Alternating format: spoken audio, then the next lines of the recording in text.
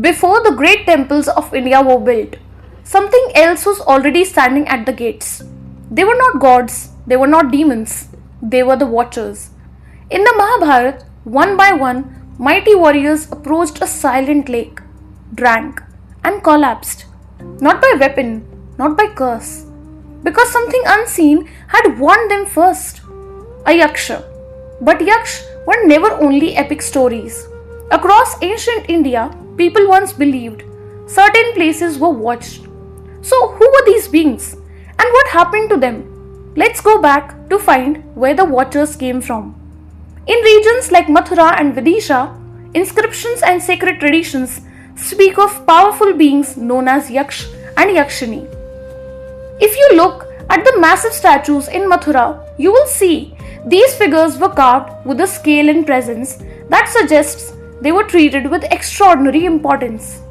Why? Yaksh appear to represent a different layer of India's sacred history, not usually among the great Vedic gods, but as beings tied to place, trees, rivers, fertility, abundance, and presence. In the later Vedic period, Yaksh were woven into larger cosmologies, some described as descendants of Rishi Kashyap and Khasa. Many famous Yaksh like Kubera, Lord of Wealth, Manibhadra, and ancient Yaksha associated with merchants, prosperity, and protection along trade routes. Nal Kuber, son of Kuber, remembered in stories where arrogance, trees, and divine punishment became intertwined. Sunakarna, the shape-shifting Yaksha, linked to fate of Shikhandi in the Mahabharata. Travelers approached their spaces carefully. Offerings were left at trees, shrines, crossroads, riverbanks. Not always because Yaksh were worshipped in the same way later temple deities might be, but because they commanded something older, presence, territory, a reminder that some places were never considered empty. They were believed to be watched. Yakshini too were remembered as a reminder that sacred femininity was not imagined only in heaven, but rooted in the living world. Shalabhanjika, the iconic tree-touching Yakshini figure, symbolizing fertility, beauty, and life force of nature. Rishika, feminine tree spirits tied to flowering, prosperity, fertility, and the sacred energy of living landscapes. Stone still remembers them. Across ancient India, from Mauryan and Shunga periods, massive Yaksh and Yakshini statues have been discovered. Colossal, human-like, yet more than human. Look at the scale of these figures. Does this look like minor folklore? Or beings that ancient world considered deeply powerful? These were not decorative fragments, not peripheral superstitions. The Parkham Yaksha near Mathura, the Didarganj Yakshini from the banks of the Ganga, they remind us that Yaksh were not imagined only in stories. They were carved into public memory.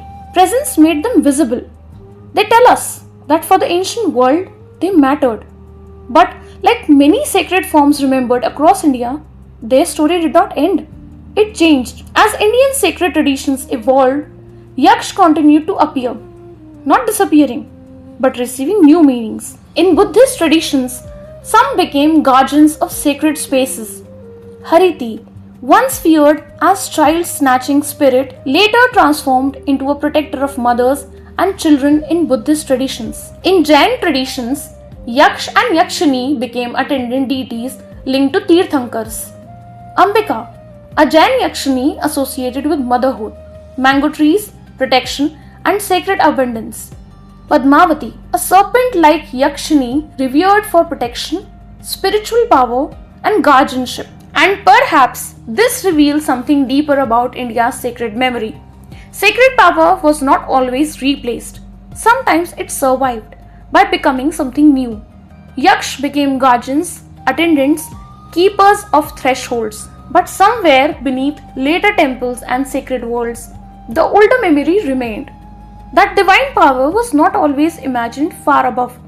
Sometimes it stood beside a river, inside a forest, at the edge of a path, watching. This is another forgotten, transformed, yet enduring layer of India's many belief systems. In our next journey, we step into the shadows of the forest, where protection turns into possession. We meet the gods who refuse to be tamed. Follow the speaking thread because The most dangerous spirits are the ones we try to rename.